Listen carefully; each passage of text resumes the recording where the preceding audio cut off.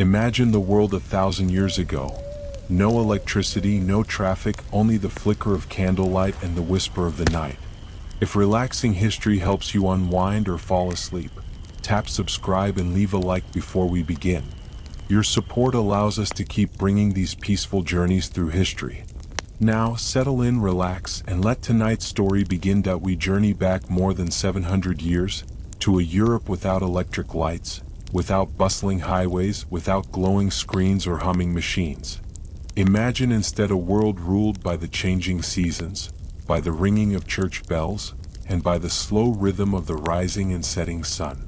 The air smells of damp earth, fresh hay, and wood smoke drifting from cottages with thatched roofs. Beyond the villages stretch endless forests where wolves still roam. Narrow dirt roads wind between fields of wheat and barley. Stone castles stand on distant hills, their towers watching over rivers and farmland. This is medieval Europe. It is a world that feels familiar in some ways, yet astonishingly different in almost every other. Tonight, we are not following kings into battle or famous knights into tournaments. We are stepping quietly through the wooden doorway of an ordinary home to discover what life was really like for women whose greatest expectation was not glory or adventure, but becoming good wives. Popular stories often paint medieval women as either helpless prisoners or fearless queens. The truth, as history so often reminds us, lies somewhere in between. Most women were neither queens nor prisoners. They were daughters, then wives, often mothers. Their lives revolved around families, faith, work, and survival. And although medieval society generally expected wives to respect and obey their husbands, daily life inside a household was often far more complicated than those simple words suggest. So settle in comfortably. The fire is warm. Outside, the wind whispers through the trees, and our story begins. Long before a medieval girl ever became someone's wife, she first learned what was expected of her as a daughter. Imagine a small village sometime around the year 1250. Perhaps there are only 50 or 60 families living here. Most homes are built from timber frames filled with woven branches and mud. Their roofs are covered with straw. Chickens wander freely through muddy lanes. Pigs root near wooden fences. Dogs bark lazily in the afternoon sun. Inside one cottage, a little girl wakes before sunrise. She is perhaps 6 years old. There is no alarm clock. Instead, she hears the rooster crowing outside. Nearby, her mother is already awake. The fire, nearly dead during the night, must be coaxed back to life. Breakfast will not prepare itself. The family's animals must be fed. Water must be carried. Bread must be baked. Every day begins with work. Even children contribute. The little girl dresses herself in a simple woolen tunic. Her clothes are plain, patched many times, and carefully repaired whenever they wear thin. Nothing is wasted. Fabric is expensive. A single dress may be worn for years before being handed down to younger sisters. After washing her face with cold water from a wooden bucket, she begins helping her mother. Perhaps she gathers eggs. Perhaps she watches younger siblings. Perhaps she learns how to spin wool into thread. Perhaps she simply observes. In medieval households, education often came through watching rather than reading. Books were rare. Teachers were rarer. Parents became instructors through daily example. The daughter watches every movement her mother makes. How to knead dough. How to salt meat. How to dry herbs. How to preserve vegetables before winter. How to milk a cow. How to calm frightened chickens. How to mend torn clothing. Every small skill may someday keep a family alive. There is no distinction between housework and survival. Cooking is survival. Cleaning is survival. Sewing is survival. Every chore protects the household against hunger, disease, or cold. The girl gradually learns that one day these responsibilities may become hers. Not because someone explains it formally, simply because that is how life unfolds. Religion shapes nearly every part of her childhood. Church bells ring throughout the week. Sunday worship gathers nearly everyone in the village. The local priest speaks in Latin during the service. a language most ordinary people do not understand completely, yet they know its rhythms. They recognize familiar prayers. They kneel. They stand. They bow their heads. Through sermons delivered in their own language afterward, villagers hear repeated lessons about humility, charity, honesty, patience, and duty. Marriage, too, is presented as part of God's design. The Bible contains passages encouraging wives to respect their husbands, while husbands are also instructed to care for and protect their families. Whether every husband fulfilled that responsibility is another matter entirely. Human nature has never been perfect, even 700 years ago. As the years pass, the girl grows older. By the age of 10 or 11, she performs increasingly important work. She may help harvest grain during autumn. She may gather firewood. She may carry heavy buckets from the village well several times each day. Her hands grow rough. Her shoulders become strong. Childhood, by modern standards, is remarkably short. Many medieval children become useful workers long before reaching adulthood. Leisure exists, certainly. Children laugh. They play games. They chase one another through fields. They throw stones into rivers. They dance during village festivals. But work always returns. The seasons wait for no one. As adolescence approaches, conversations begin changing. Neighbors comment on how tall she has become. Older women quietly discuss future marriages. Parents begin thinking not only about today but about tomorrow. Marriage is not viewed primarily as a romantic adventure. It is a partnership, an economic necessity, a social expectation, a way of joining families. Love sometimes comes first. More often, affection grows slowly after marriage, especially among ordinary farming families. If two households cooperate well together, everyone benefits. Extra fields may be worked, animals shared, tools borrowed, children raised together. Marriage strengthens communities as much as individuals. Not every marriage is arranged in the dramatic fashion often shown in films. In many medieval regions, both bride and groom technically needed to give consent before a marriage could be considered valid by the church. This principle became increasingly important during the High Middle Ages.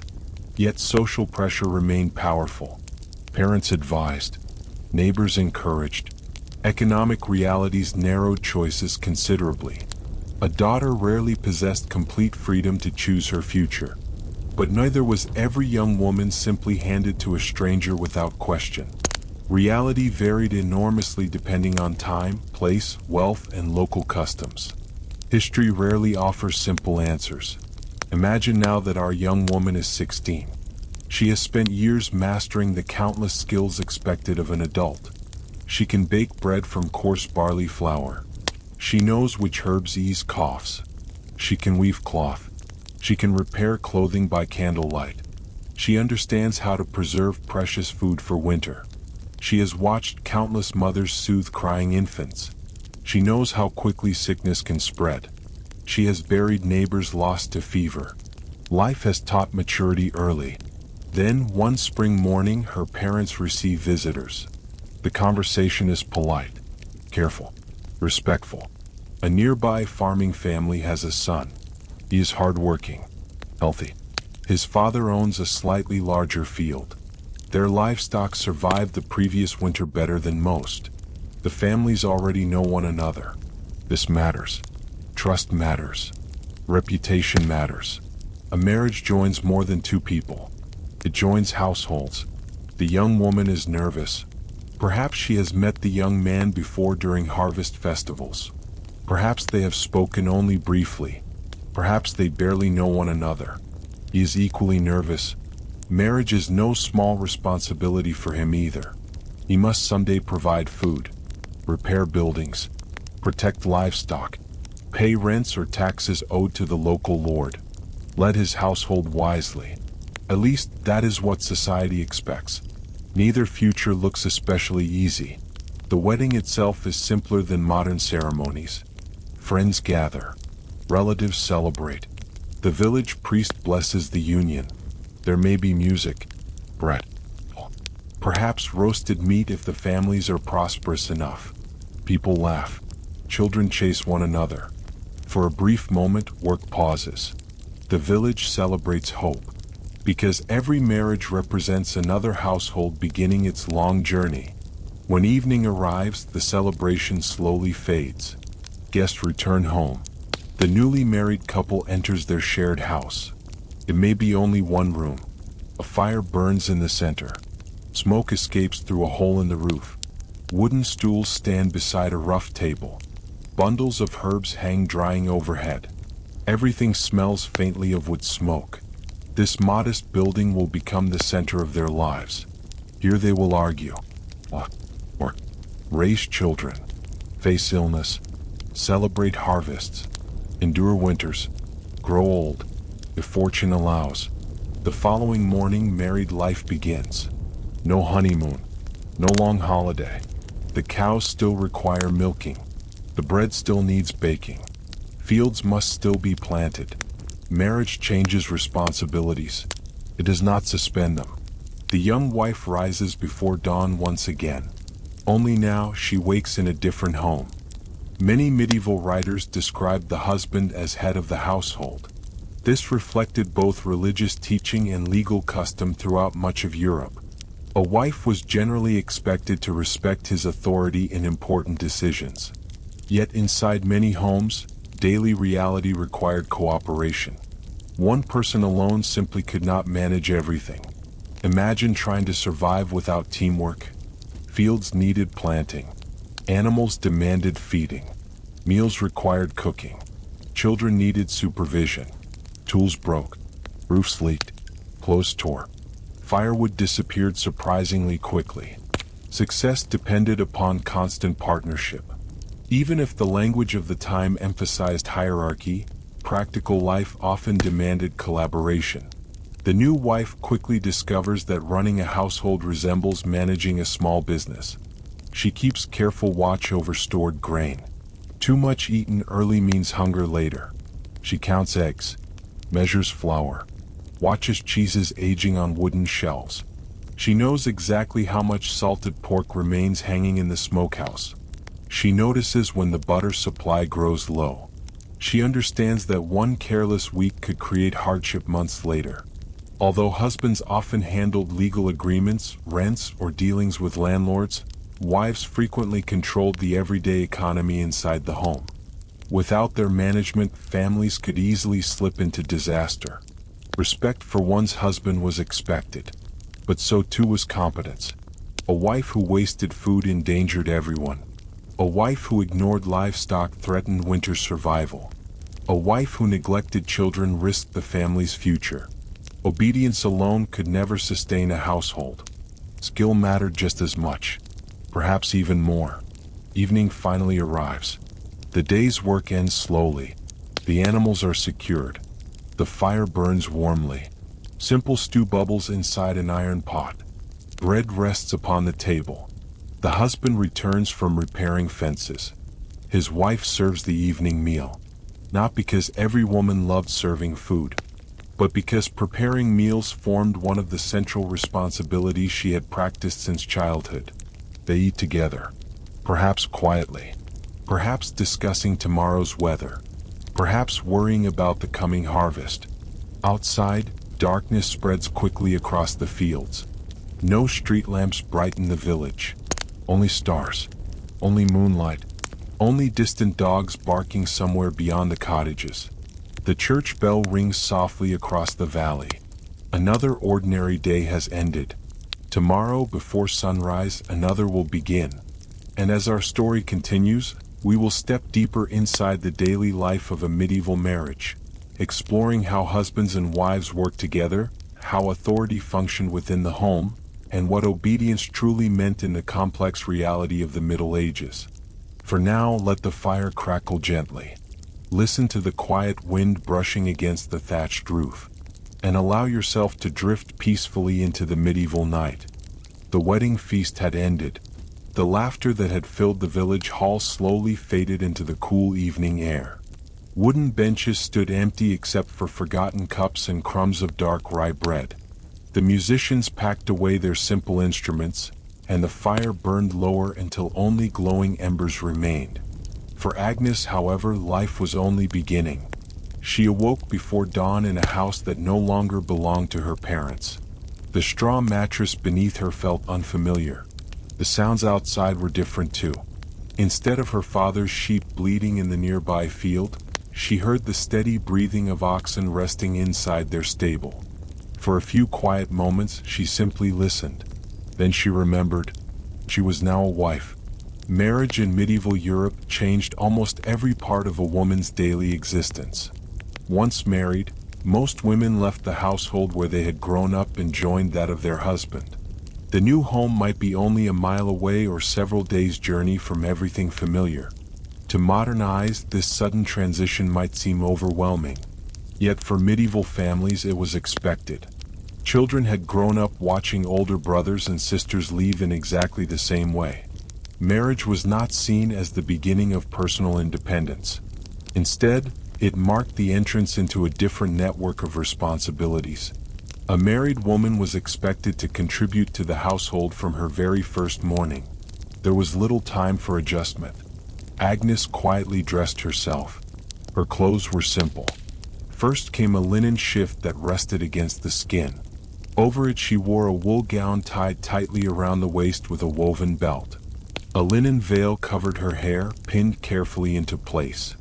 Married women in many parts of medieval Europe often covered their hair in public, not because every law demanded it, but because modesty had become a respected custom influenced by both local traditions and religious teaching. Hair was considered beautiful. Beauty, many believed, should not become a source of vanity. So veils became ordinary. After several years, many women hardly noticed they were wearing them. Outside, the sky remained dark blue. Stars still lingered overhead. But work had already begun. Her husband, Thomas, was feeding the oxen before sunrise. His younger brother carried buckets of water from the village well. An elderly aunt stirred yesterday's ashes inside the hearth, searching for hidden embers that could quickly restart the morning fire. Nothing in the household remained still for long. One common misunderstanding about medieval wives is that they spent their days quietly sitting indoors. In reality, most households depended on every able member working continuously. For peasant families especially, survival required cooperation. Fields needed planting. Animals needed feeding. Clothing needed repair. Food needed preserving. Water needed carrying. Children needed watching. Every season brought its own endless cycle of tasks. Marriage, therefore, was not only a personal relationship. It was also an economic partnership. Agnes soon learned this lesson. Breakfast was modest. A thick oat porridge simmered over the fire.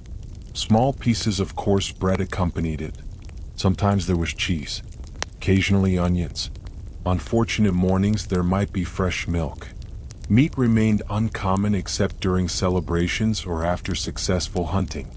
Once breakfast ended, work divided naturally among everyone. No written schedule hung upon the wall. Each person simply knew what required doing. Thomas repaired a damaged fence. His younger brother led sheep toward open pasture. Agnes joined the older women. There were vegetables to gather, laundry to scrub, flour to grind. The grinding alone could occupy several exhausting hours. Using a heavy hand quern, women slowly crushed grain between two circular stones. The motion repeated again, and again, and again, hour after hour. The resulting flour became bread that sustained the family. Modern kitchens accomplished this task in seconds. For medieval women, it demanded strength, patience, and endurance. While they worked, conversation flowed naturally. The older women explained customs that no one had formally written down. How much salt should be added when preserving meat? Which herbs soothed stomach pains? How to judge whether rain might arrive before evening? How long cheese should dry before being stored? This knowledge rarely came from books. Most medieval women never learned to read. Instead, practical wisdom passed from generation to generation through observation and memory. A daughter watched her mother. A young wife watched experienced relatives. Knowledge survived because someone remembered. Agnes occasionally made mistakes. She burned bread. She spilled milk. She overcooked onions until they blackened. No one expected perfection. Experience came slowly. Even the oldest women admitted they had once ruined meals themselves. Patience, surprisingly, often characterized household teaching. After all, every skilled wife had once been inexperienced. The idea of obedience entered everyday life in subtle ways. When Thomas decided which field should be planted first, Agnes did not usually challenge the decision. When larger family matters arose, such as selling livestock or negotiating rents with the local lord, male household heads often represented the family publicly. This reflected the social expectations of much medieval Europe. Yet within the home, women's voices frequently carried considerable influence. A wise husband ignored his wife's practical advice at his own risk. She often knew exactly how much grain remained, how much cloth could still be woven before winter, whether stored apples were beginning to spoil, whether another cow should be purchased. The household economy rested heavily upon her knowledge. Some surviving medieval writings even advised husbands to listen carefully to prudent wives. Not because wives held formal authority, but because experience mattered, common sense mattered, good management mattered. Reality inside the household often proved more cooperative than simplistic stereotypes suggest. As autumn approached, work intensified. Harvest could not wait. Entire villages gathered together. Men swung sickles through golden wheat. Women bundled harvested grain into neat sheaves. Older children collected scattered stalks left behind. Even younger children frightened birds away from precious crops. The entire community became one enormous workforce. There was little distinction between men's work and women's work during emergencies. Everyone worked. Failure to harvest before rain could threaten survival throughout winter. Evenings finally brought rest, but only briefly. After supper, clothing needed mending. Wool required spinning. Tools required cleaning. Candles required trimming. Tomorrow's bread dough needed preparing. Only after every task had ended could families gather quietly around the fire. Stories filled the darkness. Some spoke of saints. Others recalled local legends involving mysterious forests, wandering spirits, or miraculous events. Children listened wide-eyed. Grandparents smiled knowingly. No books were necessary. Memory remained the greatest library. Religion shaped these evenings as well. Before sleeping, many families recited familiar prayers together. These prayers reinforced ideas about duty, kindness, humility, forgiveness, and mutual responsibility. Church sermons often emphasized that husbands should lead their households with justice rather than cruelty, while wives were encouraged to respect their husbands. Although medieval society was patriarchal, religious writers also reminded husbands that they would answer before God for how they treated those under their care. Of course, ideals did not always match reality. Some marriages were affectionate. Others were strained. Some husbands acted with patience. Others abused their authority. Historical records contain examples of both. In one nearby village lived Margaret. She had married nearly 20 years earlier. Her husband frequently traveled with merchants, leaving her responsible for nearly every aspect of the farm. She hired seasonal workers, collected rents owed by tenants, managed grain storage, purchased livestock, resolved disagreements among servants. To outsiders, her husband remained head of the household, but everyone nearby knew who actually kept everything running during his absence. Such women were not unusual. Responsibility often expanded whenever necessity demanded it. Agnes admired Margaret greatly. One afternoon she asked quietly, "How did you learn all this?" Margaret smiled. "I made mistakes." She lifted a cracked wooden bowl. "I broke things." She pointed toward an old scar across one finger. "I cut myself." She laughed gently. I trusted the wrong merchant once and paid too much for barley. Then she shrugged. You simply keep learning. The advice comforted Agnes. Marriage, she realized, was not about becoming perfect overnight. It was about growing into responsibility. Each season taught something new. Winter arrived. Snow blanketed fields. The pace of farming slowed. Indoor work increased. Women spun wool almost constantly. The rhythmic turning of spinning wheels filled cottages with soft humming sounds. Thread became cloth. Cloth became clothing. Every garment represented countless hours of patient labor. Nothing was wasted. Old clothing transformed into patches. Patches eventually became quilts. Even worn-out fabric found another purpose. Food storage also became critically important. Salted meat hung from ceiling beams. Root vegetables rested inside cool cellars. Dried beans filled woven baskets. Barrels of ale stood quietly against wooden walls. A careful wife knew exactly how long supplies might last. Poor planning could leave an entire household hungry before spring. One particularly cold evening, Thomas returned later than expected. A neighboring farmer's cart had broken upon an icy road. Several men spent hours helping repair it before darkness. Agnes worried while waiting. When he finally entered, covered in snow, she immediately placed warm stew before him. No dramatic speeches followed. No grand declarations. Simply quiet care. Acts like these formed much of medieval married life. Kindness often appeared through practical assistance rather than elaborate words. Historians sometimes note that medieval documents emphasize obedience because they were usually written by religious leaders, lawyers, or educated men concerned with ideal behavior. Ordinary daily life, however, often depended on negotiation, cooperation, and mutual dependence. A husband could not successfully manage land without household support.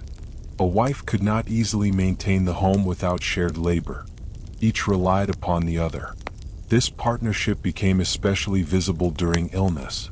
When Thomas caught a severe fever one winter, Agnes assumed nearly all responsibilities herself. She tended animals, prepared meals, maintained the fire, collected water, cared for him throughout long nights. The household continued because someone stepped forward. Many medieval wives did exactly this. Medical knowledge remained limited. Herbal remedies offered some comfort. Warm broth helped. Rest helped. Prayer provided hope. Sometimes patients recovered. Sometimes they did not. Life remained uncertain. Disease touched every family sooner or later. Fortunately, Thomas slowly regained strength. The first morning he walked outside again, leaning slightly upon a wooden stick. Agnes smiled quietly without saying much. Neither expressed dramatic emotion.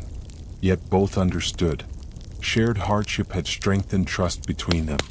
Spring returned once more. The frozen earth softened. Birdsong replaced winter silence. Fresh green shoots appeared across the fields. Another farming season began. Looking across the land, Agnes realized she no longer felt like a newcomer. The house had become familiar. The routines had become natural. The endless work no longer seemed confusing. She understood where everything belonged. She knew when to plant onions, how long cheese should age, which chickens laid the strongest eggs, how to recognize approaching rain by watching clouds drift across the western hills. Knowledge had quietly become confidence. And perhaps that was one of the greatest transformations medieval marriage could bring. Not merely obedience, not merely duty, but belonging, becoming part of something larger than oneself. A household, a family, a community bound together by shared labor, shared faith, shared hardships, and shared hope. The seasons would continue to turn. Children would eventually be born. Harvests would succeed or fail. Kings would wage distant wars. Yet here, within the small timber house beside the fields, daily life continued much as it had for generations. Tomorrow morning, before the first hint of dawn, Agnes would rise once again. She would light the hearth, knead the bread, feed the hens, wake the household, and begin another ordinary day, one that history books rarely describe, but one that formed the quiet foundation of medieval life. The first pale light of dawn crept through the tiny opening that served as a window, bringing with it another ordinary day in medieval Europe. If you were a married woman living sometime between the 12th and 14th centuries, there was little chance that you would awaken to a morning of leisure. Before the village rooster had fully announced the sunrise, your thoughts would already turn toward the long list of tasks waiting to be done. Perhaps your husband still slept beside you on a rough mattress stuffed with straw, while children lay bundled nearby beneath heavy wool blankets. The house was quiet except for the crackling embers that had survived the night in the hearth. One of your first responsibilities was ensuring those precious embers had not completely died. Starting a new fire from cold could take considerable time and effort. Flint and steel demanded patience, dry tinder, and a steady hand. Because of this, many families carefully banked the evening fire beneath layers of ash before going to sleep, hoping enough warmth would remain until morning. You carefully brushed away the ash. A faint orange glow appeared. Relief. Soon thin curls of smoke rose toward the roof beams as dry twigs caught fire. Within minutes, the house slowly came alive. This simple task might seem insignificant today, but without fire there would be no warm porridge, no fresh bread, no heated water, and little comfort during cold mornings. The fire was the heart of the medieval home, and keeping that heart beating often fell to the wife. In medieval sermons and household guides, writers frequently described marriage as a partnership with clearly defined roles.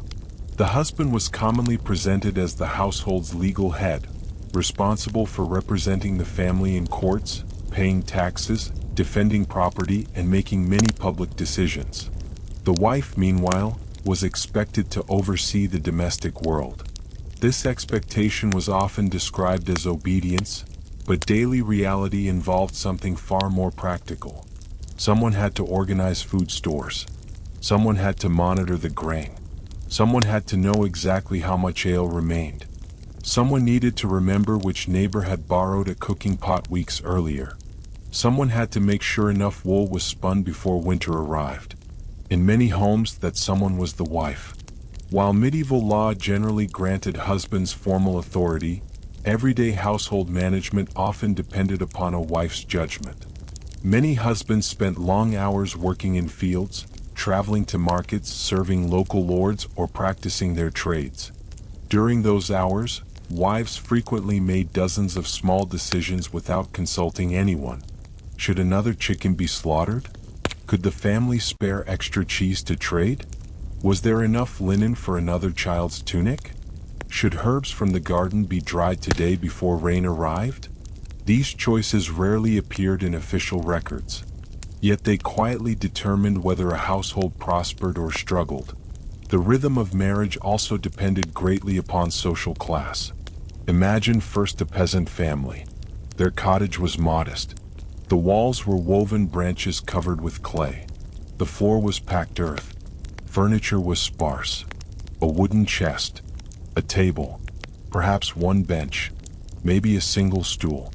Nothing inside the house was decorative unless it also served a useful purpose. Every possession had value because replacing it required labor. A cracked bowl mattered. A missing spoon mattered. Even scraps of cloth might someday become patches for worn clothing. Waste was a luxury almost nobody could afford. The wife knew exactly where everything belonged, not because she saw perfection, but because disorder cost time, and time could mean hunger. Now imagine a wealthy merchant's home in a growing town. Life looked rather different. Several servants helped prepare meals. Additional apprentices worked in workshops below the living quarters. Better furniture filled the rooms. Imported spices occasionally flavored expensive dishes. Fine cloth hung beside polished wooden chests. Yet even here, household organization remained essential. The merchant's wife might supervise servants instead of performing every task herself. She inspected kitchens, counted linens, reviewed accounts, managed supplies. In some cases, she even helped oversee family businesses. Many medieval merchant wives understood prices remarkably well. They negotiated with suppliers, recorded debts, balanced expenses. Some even managed shops while their husbands traveled. Although official documents often named husbands as owners, wives frequently kept businesses functioning behind the scenes. Among noble families, responsibilities changed once again. Castles appear romantic in modern imagination, yet they were demanding places to manage. A noblewoman might supervise dozens of servants. The kitchens alone consumed astonishing quantities of food: bread, salted meat, wine, cheese, oats for horses, firewood, candles, soap, linen. Everything required planning. Nothing arrived automatically.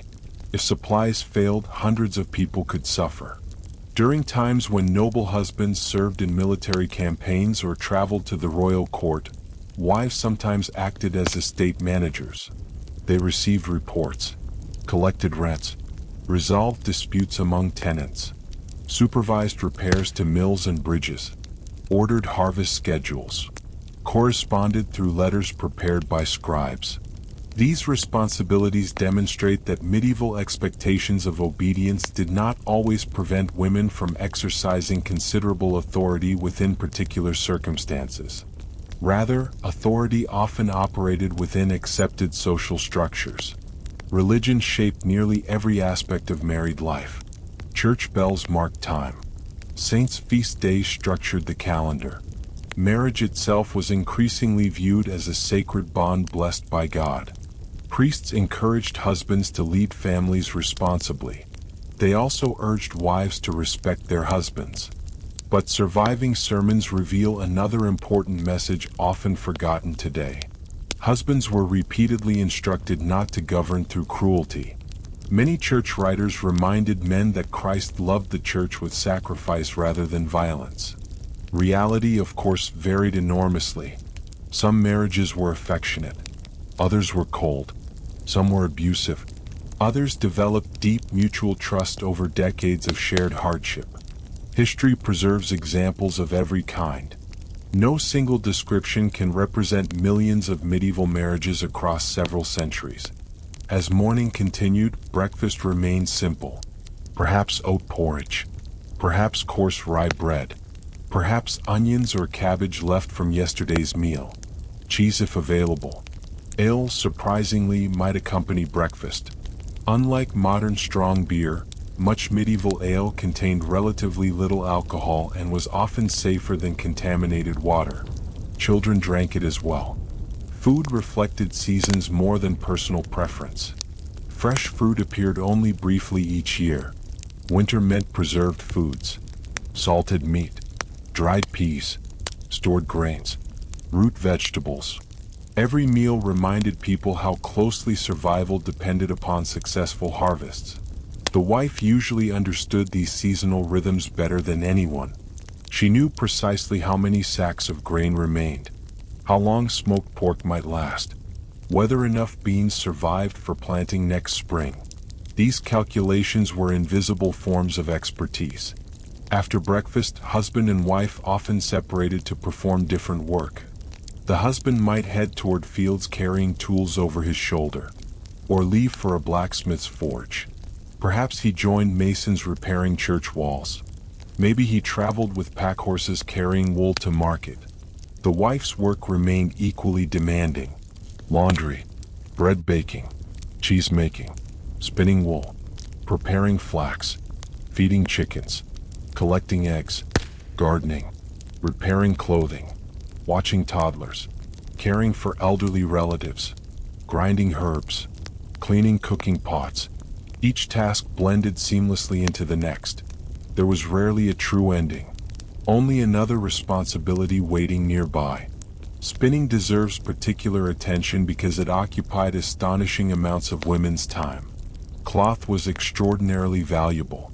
Every shirt, every cloak, every blanket, every sack, every curtain, every piece began as fiber transformed by countless hours of spinning. Using a drop spindle, women slowly twisted wool into thread. The work required patience more than strength. Many women spun while walking, while watching children, while chatting with neighbors, while tending animals. Idle hands represented wasted opportunity. Even evenings around the hearth often included spinning. Modern machines can produce thread almost instantly. In medieval Europe, every yard represented someone's labor. Marriage also meant constant cooperation. Imagine repairing a leaking roof. The husband climbed onto wooden beams. The wife handed him bundles of straw.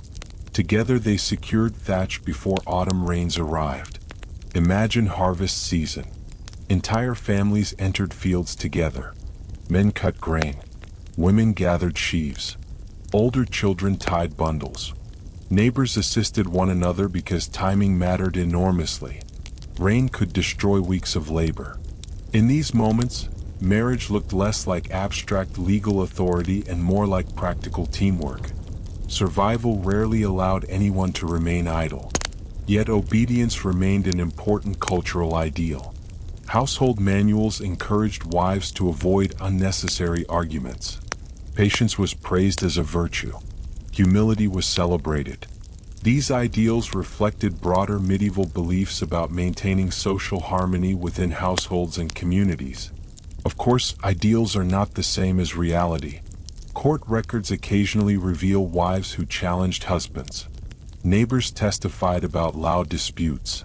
Property disagreements reached local courts. Some women successfully defended inherited rights. Others petitioned authorities when conflicts became severe. Medieval people were every bit as human as we are. They disagreed. They reconciled. They loved. They resented. They forgave. They argued over money, land, children, and daily frustrations. The surviving records remind us that medieval marriage was never as simple as rulebooks suggested. As the afternoon sun slowly climbed higher, another round of work awaited. Bread dough needed kneading. Water had to be carried again. Animals required feeding. Children needed watching. The day's labor stretched onward, measured not by clocks but by sunlight and necessity. And somewhere beyond the fields, church bells would eventually signal evening prayers. For now, however, the medieval wife continued her work, moving steadily through the familiar rhythm of a world where every loaf baked, every thread spun, and every careful decision quietly sustained not only her family, but the entire household that depended upon her. As the afternoon slowly drifted toward evening, the village settled into another familiar rhythm. The bright energy of morning gradually softened. Long shadows stretched across narrow paths, chickens wandered back toward their coops, and the steady sound of axes striking wood echoed from distant fields. Smoke once again curled from cottage chimneys as families prepared for the final meal of the day. For a medieval wife, however, the day's work was far from finished. In fact, evening often brought some of the most important responsibilities. Her husband would soon return home. Perhaps he had spent the day plowing a stubborn field behind a pair of oxen. Perhaps he had repaired fences damaged by winter storms, hauled heavy stones for a manor wall, or worked at a blacksmith's forge where the heat of the fire never seemed to fade. His clothes carried the scent of damp earth, wood smoke, sweat, and fresh-cut hay. The wife greeted him not as a stranger, but as someone whose life was completely intertwined with her own. Modern ideas often imagine medieval marriages as entirely cold arrangements, built only on duty and obedience. Yet the historical evidence paints a far more varied picture. Some marriages were indeed arranged by families, particularly among nobles seeking alliances or property. Young men and women might have little say in choosing a spouse. Among ordinary villagers, however, marriage often involved more personal choice than many people realize.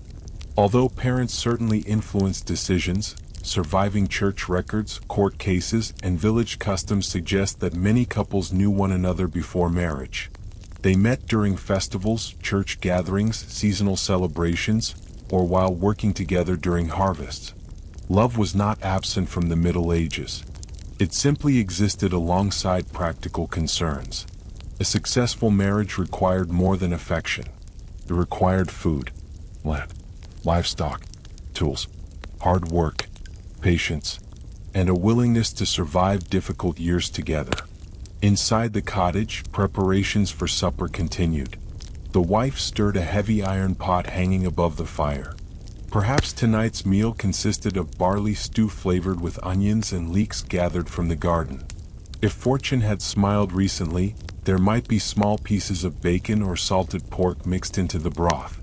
Fresh herbs added fragrance. Parsley, sage, thyme. Each had been carefully cultivated during warmer months. Nothing inside the cooking pot was accidental. Every ingredient represented someone's labor. The vegetables had been planted months before. The herbs required tending. The meat came from animals that had been raised, fed, and preserved with salt. Even the firewood beneath the pot represented hours spent cutting trees, splitting logs, and carrying bundles home. Preparing supper was not simply cooking. It was the final step in a chain of labor stretching back through every season. As children gathered around the table, another responsibility quietly belonged to the wife: teaching. Many medieval children never attended formal schools. Instead, education happened inside the home. Little girls learned by watching their mothers. How to knead bread, how to spin wool, how to milk goats, how to preserve vegetables, how to sew clothing, how to care for infants. Little boys often learned practical skills from both parents before gradually spending more time alongside their fathers. Lessons rarely resembled modern classrooms. There were no notebooks, no printed textbooks. Knowledge passed from one generation to another through observation, repetition, and countless ordinary conversations. A daughter might watch her mother bake bread hundreds of times before preparing her own loaf. A son might spend years carrying small tools before mastering larger tasks. Patience formed the foundation of medieval education. Church teachings also influenced family life. Evening prayers were common in many households. Some families owned small devotional books, although these were expensive and uncommon before the spread of printing. Most people instead memorized familiar prayers taught by priests. The Lord's Prayer, the Hail Mary, simple blessings before meals. Faith shaped daily routines from birth until death. The village church stood at the center of community life. Their people married. Their children were baptized. Their neighbors gathered every Sunday. Their bells announced important moments. The church reminded husbands and wives alike that marriage was intended as a lifelong bond. Divorce, as understood today, scarcely existed. Separation could occur under limited circumstances, but ending a valid church marriage was extremely difficult. For better or worse, husbands and wives usually expected to spend their entire lives together. Because marriage lasted decades, relationships naturally changed over time. The nervous young bride eventually became an experienced housekeeper. The inexperienced young husband slowly became a respected farmer or craftsman. Together they survived failed harvests, cold winters, disease, the births of children, the grief of losing loved ones. Years shared under difficult circumstances often created deep familiarity. They knew each other's routines without speaking. She understood when his injured shoulder troubled him after rain. He noticed when exhaustion showed in her face after caring for a sick child through the night. Such quiet understanding rarely appears in legal documents, yet it surely existed in countless homes. This brings us back to the idea of obedience. Modern readers sometimes imagine that obedience meant constant silence. Historical reality was more complicated. A wife was generally expected to respect her husband's authority within the household. Many religious writers emphasized this expectation. Yet surviving letters, household accounts, and court testimonies reveal wives giving advice, offering opinions, and sometimes disagreeing openly. A wise husband often depended upon his wife's knowledge. She knew household supplies better than anyone. She remembered family obligations. She understood which neighbors could be trusted. She recognized the early signs of illness among children. Ignoring such experience would have been foolish. Marriage therefore involved conversation as much as command. The language of obedience existed, but everyday life required cooperation. Imagine that winter stores were running low. Only 3 sacks of grain remained. The husband wondered whether one should be sold to purchase new tools. His wife quietly reminded him that spring planting was still months away. She calculated how much flour each sack could produce, how much bread each child required, how uncertain next year's harvest might become if unexpected frost arrived. Her knowledge came not from books.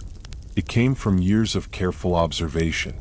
Perhaps together they decided not to sell the grain after all. No dramatic argument occurred. No public declaration. Simply 2 experienced adults weighing difficult choices.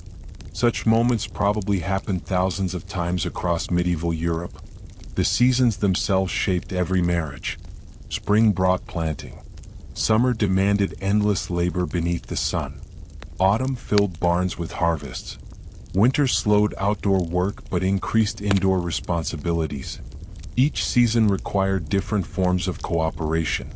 During harvest, wives often worked beside husbands in the fields from sunrise until sunset. During winter evenings, families gathered around the hearth. Women spun wool. Men repaired wooden tools. Children listened to stories told by grandparents. These stories entertained but also preserved history. Heroes, saints, kings, miracles, local legends. Many were passed orally for generations before ever being written down. The warm firelight danced across timber walls while winds howled outside. For a few peaceful hours, the family rested together. Not every household enjoyed such peace. Life expectancy remained uncertain. Illness could arrive suddenly. A simple infection might become deadly. Childbirth carried serious risks. Many women gave birth multiple times throughout their lives. Some children survived into adulthood. Many did not. Infant mortality remained heartbreakingly common. Parents understood this painful reality, yet they loved their children deeply. Medieval parents celebrated births, mourned losses, and worried constantly about their family's future. Historical records reveal fathers grieving daughters, mothers praying desperately for sick sons, entire communities mourning during outbreaks of disease. The emotional lives of medieval people were no less profound than our own. As darkness settled outside, doors were secured with wooden bars. Candles were precious. Most families relied upon the fire for light. The cottage grew quiet. Animals shifted gently inside nearby shelters. Some even shared the family's living space during severe winters, providing warmth while remaining protected from thieves and harsh weather. The medieval night belonged to different sounds. Owls, wind, rain striking thatched roofs, dogs barking somewhere beyond the village. Without electric lights, darkness felt complete. The stars stretched brilliantly across the sky. The Milky Way appeared brighter than most modern people have ever seen. Many medieval wives looked upward while finishing evening chores. The same stars watched over queens inside castles and peasants inside humble cottages alike. Eventually the family prepared for sleep. Beds remained simple. Straw mattresses, wool blankets, perhaps feather bedding if the household was wealthy. Entire families often slept within the same room. Privacy as modern people understand it scarcely existed. The fire was carefully covered with ash to preserve glowing embers until morning. Doors were checked once more. Prayers whispered softly. The day's work had finally ended. Tomorrow would look remarkably similar. Another sunrise, another fire, another loaf of bread, another bucket of water, another 100 quiet decisions that kept the household alive. Looking back across the centuries, it is tempting to reduce medieval wives to a single description: obedient, submissive, silent. Yet history rarely fits such simple labels. Certainly, many societies expected wives to respect their husband's authority. Church teachings, local customs, and legal traditions often reinforced that expectation. At the same time, Medieval households depended enormously upon women's skill, intelligence, endurance, and practical judgment. A successful home required far more than obedience. It required competence. A wife managed food through difficult winters, raised children, produced clothing, preserved harvests, cared for livestock, maintained family relationships, supported neighbors during hardship, and in many cases, quietly advised the husband whose public authority rested upon the invisible labor taking place inside the home. Perhaps that is one of history's greatest lessons. Power is not always loud. Responsibility is not always visible. The medieval wife rarely appeared in chronicles celebrating kings or battles. Her name might never enter official records. Yet without women like her, villages could not have functioned. Harvests could not have been preserved. Children could not have been raised. Homes could not have endured. As the fire slowly faded into glowing embers, another ordinary day slipped into history. No chronicler wrote about it. No poet celebrated it. Yet millions of such evenings, repeated over centuries, quietly shaped the medieval world. And somewhere beyond the sleeping village, beneath a sky filled with countless stars, tomorrow's work was already waiting with the dawn. The morning began much as it always had. A pale ribbon of sunlight slipped through the narrow opening in the cottage wall, carrying with it the cool air of early autumn. Outside, dew rested upon blades of grass, and somewhere in the distance, a rooster proudly announced the arrival of another day. But today was different. Your husband was not home. Long before dawn, he had joined several other men from the village on a journey to the nearby market town. Perhaps he hoped to sell sacks of barley or wool. Perhaps he traveled to repair roads belonging to the local lord. Maybe he had been called for military service, or perhaps he simply accompanied a merchant caravan carrying goods along muddy country roads. Whatever the reason, the household now rested almost entirely upon your shoulders. This was not unusual. Throughout medieval Europe, husbands frequently spent days or even weeks away from home. Farmers attended distant fairs. Craftsmen traveled in search of work. Merchants crossed dangerous roads connecting growing towns. Sailors disappeared for months upon rough seas. Knights served their lords during military campaigns. Whenever these journeys occurred, wives continued the work that could not wait. The chickens still needed feeding. The goats still required milking. Bread still had to be baked. Children still expected supper. The rhythm of life continued, whether husbands stood beside their wives or not. Modern imagination sometimes pictures medieval women waiting quietly for their husbands to return, doing little more than watching from cottage windows. History suggests something very different. Without the husband's daily presence, many wives became the practical managers of everything surrounding the household. They decided when vegetables should be harvested. They determined whether grain should be traded with neighbors. They supervised hired workers during busy seasons. If livestock escaped through a broken fence, someone needed to organize repairs immediately. There was no time to wait several days for permission. Practical necessity often demanded immediate decisions. In countless villages, wives solved these problems themselves. Imagine walking into the family's small vegetable garden. Rows of onions pushed through dark soil. Cabbages grew heavy beneath broad green leaves. Beans climbed rough wooden poles. Medicinal herbs filled a corner near the cottage wall. These plants represented far more than food. They were the family's insurance against hunger. Every weed removed from the garden protected future meals. Every healthy cabbage stored for winter increased the household's chances of surviving until spring. The wife knew precisely which vegetables could be harvested now and which needed several more weeks. Years of experience had taught her to recognize tiny changes invisible to inexperienced eyes. She noticed yellowing leaves. She recognized insect damage. She understood when frost threatened delicate crops. This knowledge came not from books but from observation repeated season after season. Beyond the garden stood the animals. Perhaps a single cow, several chickens, One stubborn pig, maybe two goats. Each creature required daily attention. The cow needed fresh water. The chicken searched for grain. The pig escaped whenever an opportunity presented itself. Livestock represented wealth. Losing even one healthy animal could become a serious financial setback. Many medieval wives spent part of every morning caring for these animals before beginning other household tasks. The work was repetitive but essential. No animal understood that the husband happened to be away. Their needs remained unchanged. As the morning progressed, neighbors often appeared. Village life rarely existed in complete isolation. People borrowed tools, shared ovens, exchanged news, helped repair damaged roofs.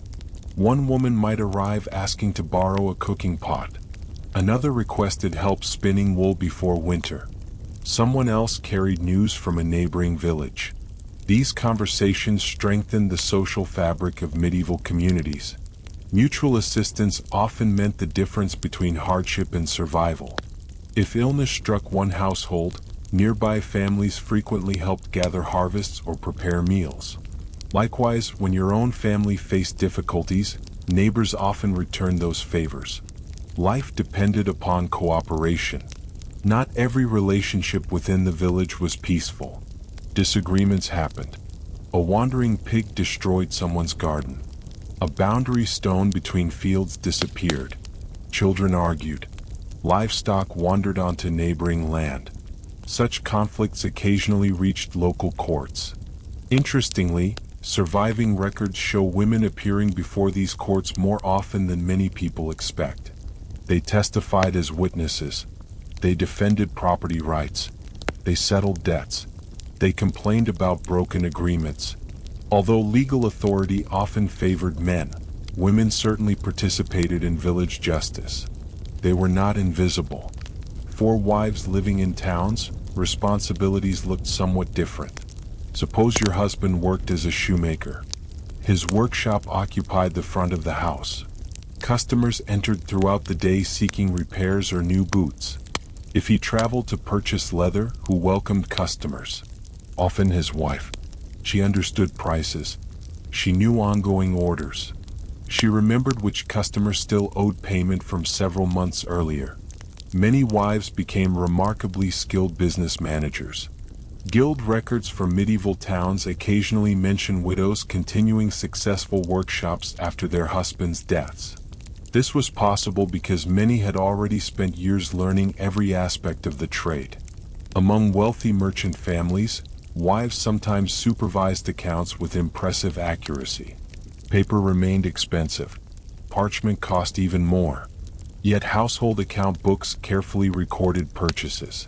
Candles, salt, wine, cloth, firewood, rent, taxes.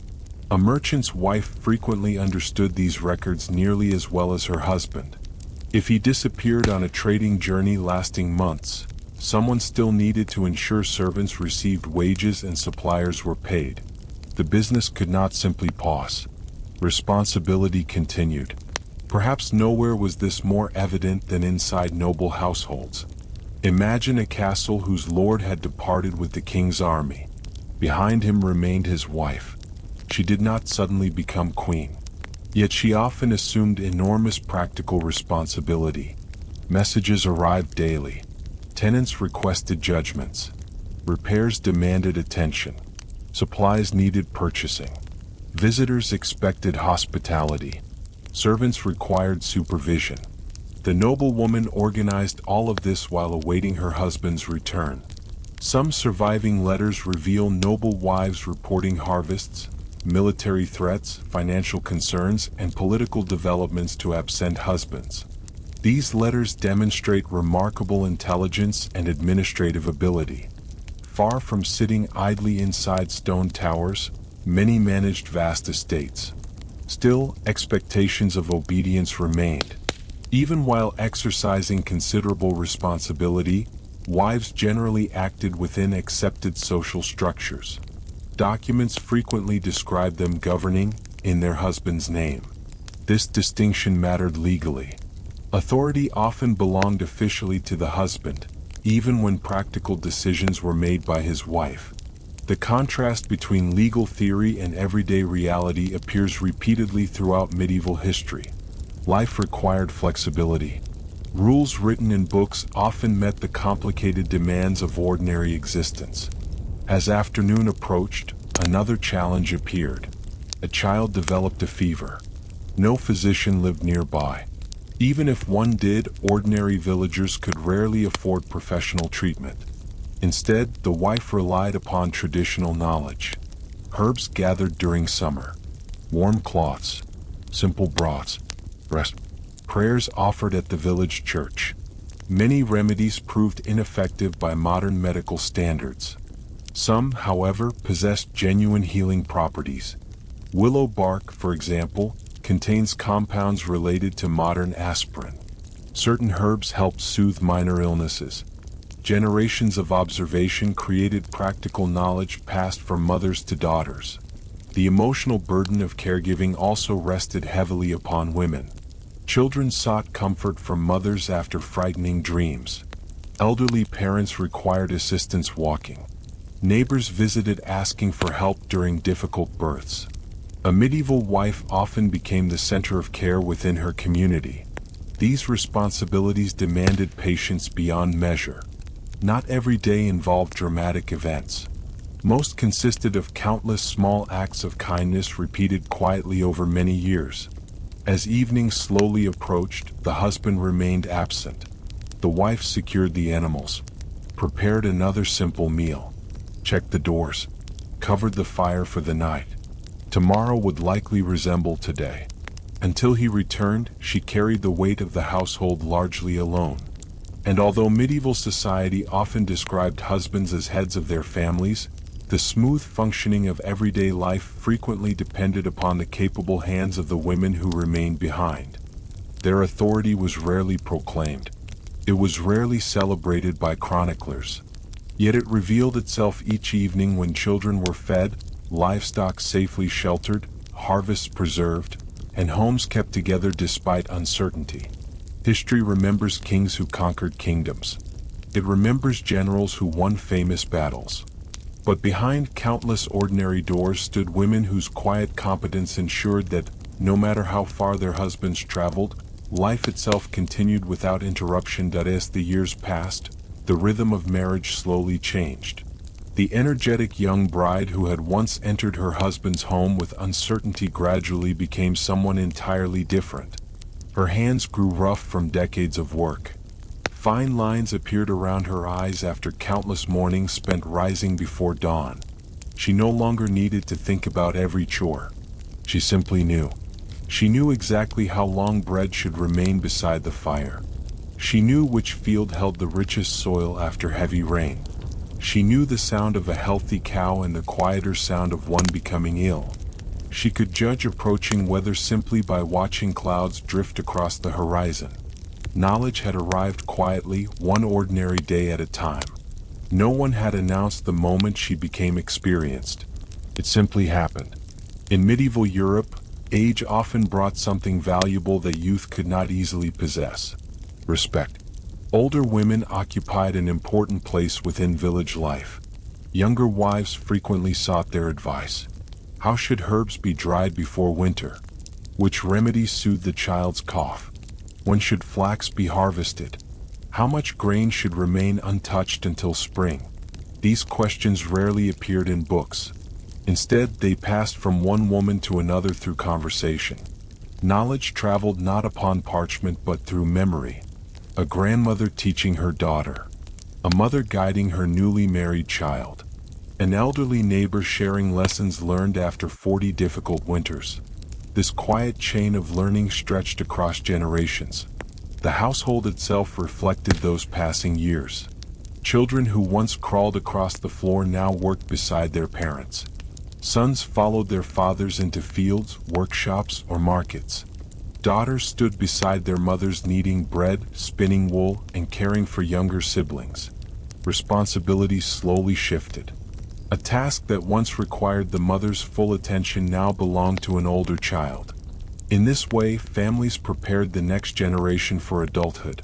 Work was never merely labor. It was education. Marriage also changed as husbands and wives grew older together. The excitement of youth slowly gave way to familiarity. Perhaps the husband no longer walked quite as quickly. Old injuries troubled him during damp weather. His shoulders ached after lifting heavy sacks. The wife noticed these changes before anyone else. Without discussion, she quietly adjusted their routines. Perhaps she carried more water than before. Perhaps an older son now performed the heaviest farm work. Marriage became less about strength and more about understanding. Years spent sharing ordinary days created a companionship difficult to describe. Many historians believe such relationships were probably far warmer than medieval literature often suggests. Love did not always reveal itself through grand speeches. Sometimes it appeared through simple acts. Saving the softest piece of bread for someone else. Mending a cloak before winter arrived. Preparing warm broth during illness. Walking together home after evening prayers. These small gestures rarely entered official records. Yet they likely filled countless medieval homes. Of course, not every marriage lasted into old age. Life expectancy in the Middle Ages was uncertain. Disease arrived without warning. Accidents happened. Wars claimed lives. Childbirth remained dangerous. Many wives eventually faced a difficult reality: widowhood. For some women, widowhood brought profound grief. For others, it also brought unexpected responsibility. If children remained young, the widow suddenly became the undisputed head of the household. Fields still required planting. Animals still required feeding. Taxes still had to be paid. There was little time for prolonged mourning. Life demanded immediate action. Surprisingly, widows often enjoyed greater legal independence than married women. Under many medieval legal traditions, a widow regained certain rights over property and finances. She might inherit part of her husband's land. She could manage family businesses. She sometimes represented herself in local courts. In towns across Europe, widows successfully continued workshops once operated by their husbands. A blacksmith's widow might employ apprentices. A baker's widow continued selling bread. A brewer's widow kept producing ale. Experience acquired during marriage suddenly became essential. Although medieval society remained overwhelmingly male in its public leadership, widowhood occasionally created opportunities for women to exercise remarkable independence. For noble women, widowhood could carry even greater significance. A noble widow often became guardian of family estates until her eldest son reached adulthood. She supervised servants, collected rents, maintained castles, corresponded with neighboring lords, negotiated marriages for children. Some even defended castles during military conflicts. Historical records preserve remarkable examples of noble women organizing defenses while their husbands were absent or after they had died. These women demonstrated extraordinary determination. Their authority emerged not because society suddenly abandoned traditional expectations, but because practical necessity demanded capable leadership. Yet loneliness remained. Imagine an elderly woman sitting beside the hearth during winter. The familiar chair opposite her now stands empty. For decades, another pair of hands shared evening meals. Another voice answered questions. Another person remembered the same harvests, storms, weddings, and losses. Now silence fills that space. History often speaks of laws and property. It speaks less often of grief. But grief existed then just as it does today. The emotional lives of medieval people were rich, complicated, and deeply human. Religion offered comfort during these difficult years.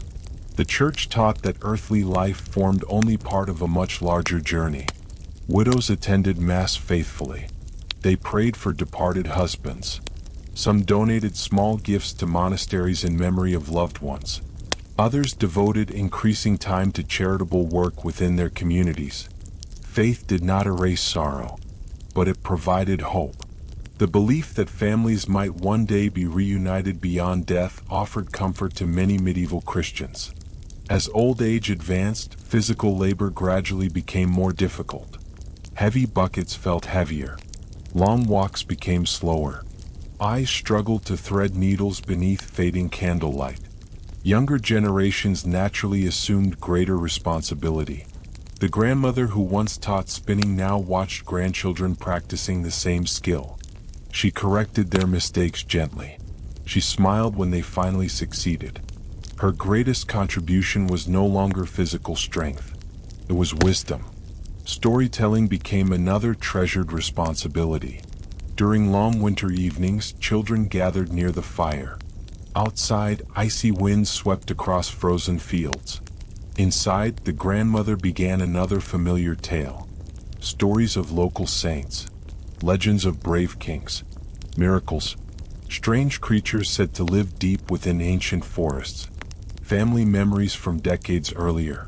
Perhaps she remembered the terrible winter when snow covered roads for weeks, or the summer when harvests overflowed the barns, or the great celebration held when the village church received its new bell. These stories connected generations. Children learned not only history but identity. They discovered where their family belonged within the wider world. Modern historians often remind us that the Middle Ages lasted nearly 1,000 years. They stretched across many kingdoms, languages, and cultures. Customs varied enormously. A peasant woman living in England experienced life differently from a merchant's wife in Italy or a noblewoman in France. No single story can represent every medieval marriage. Some husbands ruled harshly. Others treated wives with kindness and respect. Some women possessed remarkable influence. Others lived under severe restrictions. History resists simple conclusions. Its greatest lesson may be complexity itself. The idea of the obedient wife certainly appeared in medieval sermons, law codes, and household advice. But everyday life rarely followed ideals perfectly. Survival required cooperation. A husband depended upon his wife's experience. A wife relied upon her husband's labor. Children contributed as they grew older. Neighbors helped during difficult seasons. Entire villages functioned through countless relationships built upon mutual dependence. Obedience formed one part of medieval expectations. Responsibility formed another. Skill, patience, endurance, and quiet intelligence mattered just as much. As another peaceful evening settled across the village, smoke drifted gently above thatched roofs.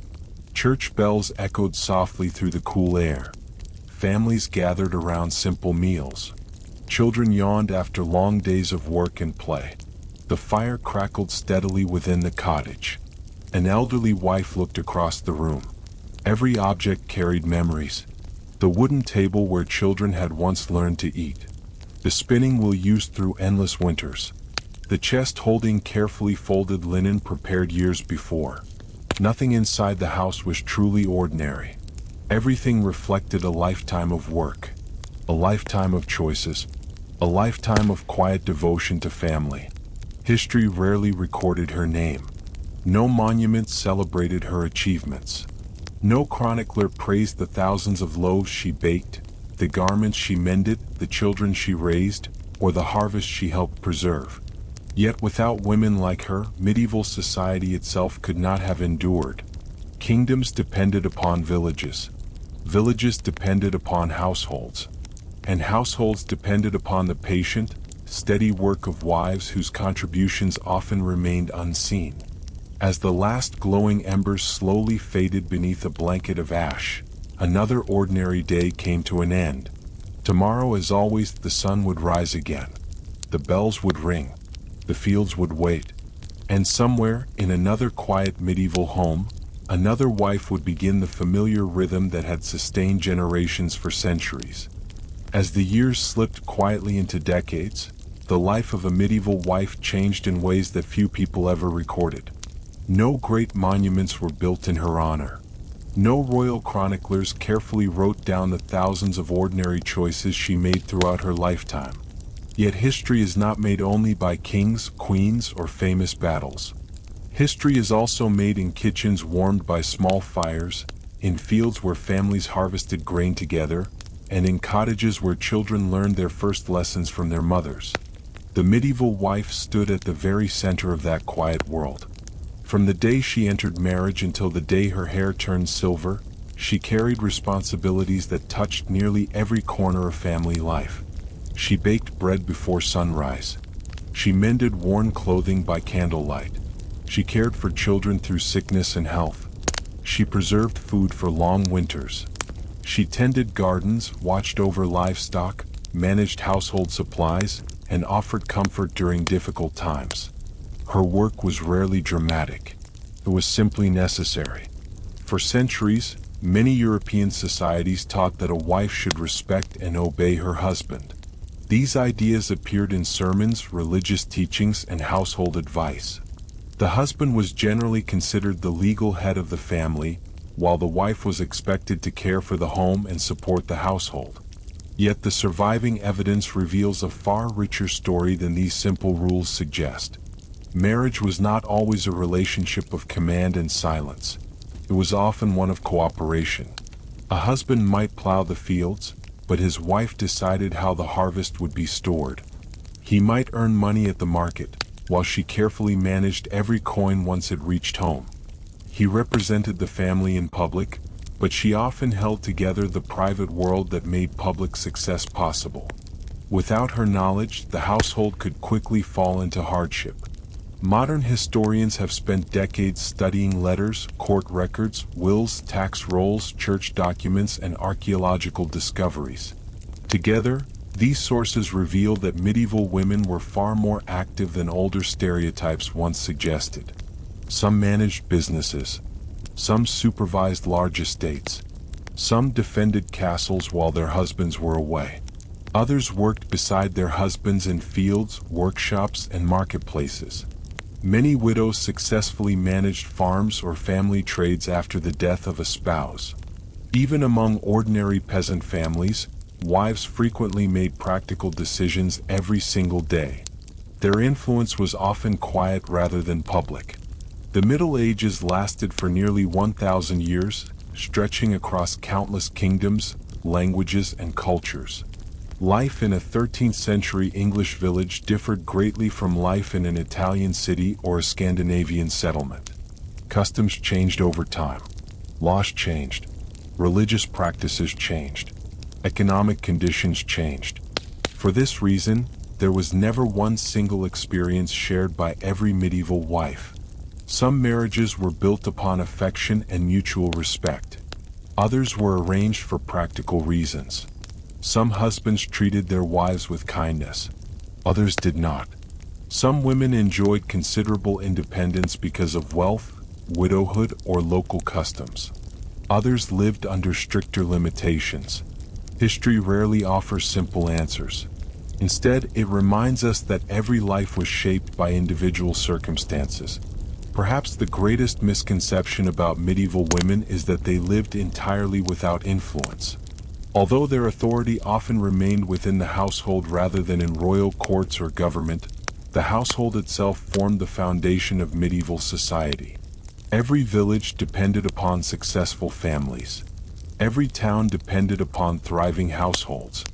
Every kingdom depended upon the labor of ordinary people whose names history never preserved. The work of women helped sustain that entire system.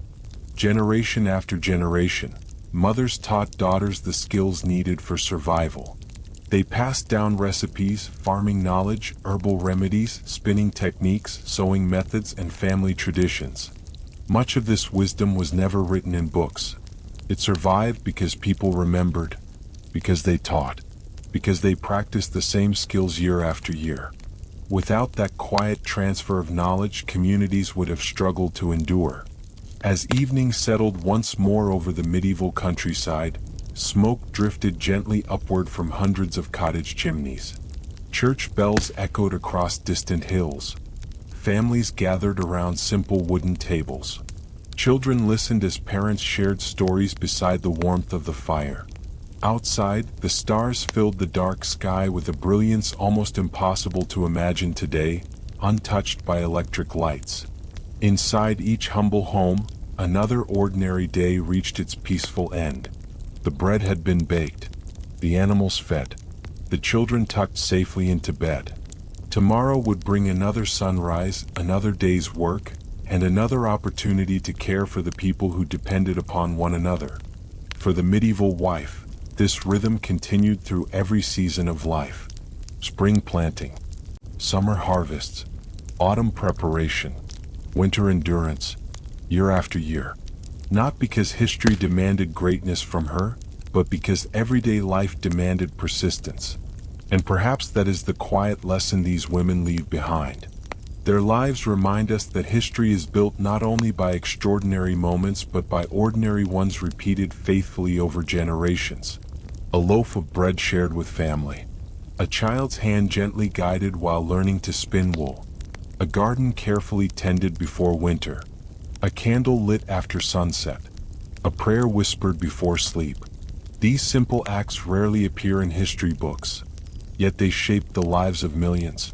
So, as the fire slowly fades into glowing embers and the village settles into silence beneath a sky filled with stars, we leave behind the medieval world, not with the clash of swords or the triumph of kings, but with the quiet dignity of countless women whose steady hands helped build the foundations of everyday life.